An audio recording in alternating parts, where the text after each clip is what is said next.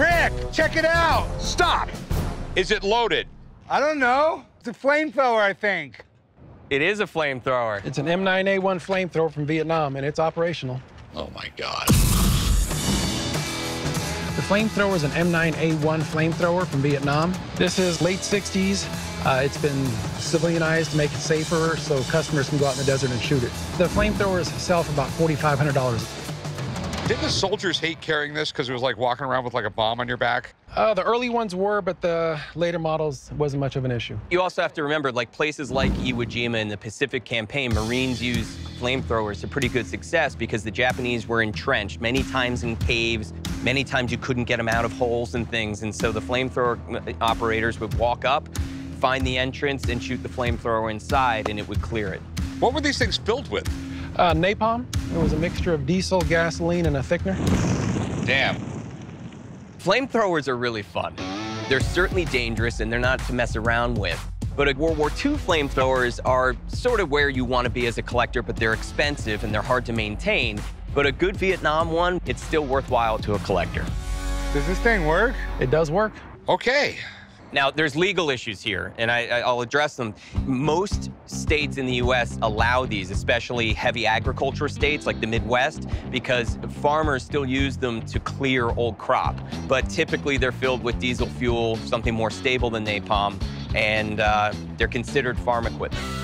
Okay. How much is something like this? This is about $4,500. I'd love for him to shoot it. Hell yeah, I want to shoot that thing. A flamethrower? Now that's pretty cool. I just hope that after Chum shoots the flamethrower, I'll still be alive to make the deal. This will shoot a wall of fire 30 yards. Okay. All right. Ready? Oh, oh my God! Oh my God, it's hot! Chum, that's enough! Chum, stop! Pretty badass.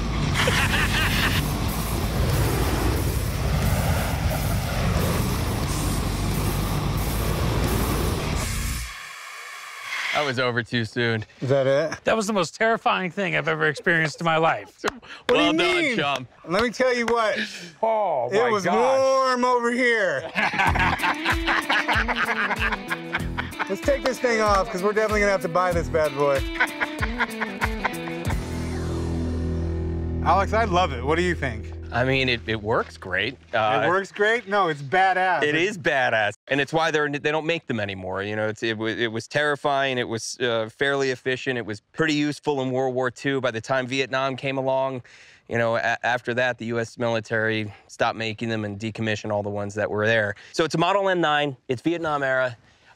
It is more or less original parts. The parts that need to be replaced because of function and safety have been the wand is reproduction, which is common for flamethrowers that are actually being used because the Vietnam wands are very rare and hard to find. Ron, I know when you told us about the value, you said $4,500, and I'm going to do something I rarely do, is actually say I think you're wrong. I think the value is quite a bit higher, almost double.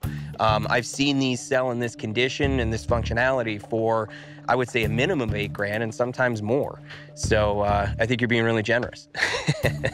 All right, so you know what? You said $4,500. He said it's worth like $8 grand. Can we just sell it $5 grand? You being a Vegas guy? For sure, we can do it. All right, sweet, $5 grand.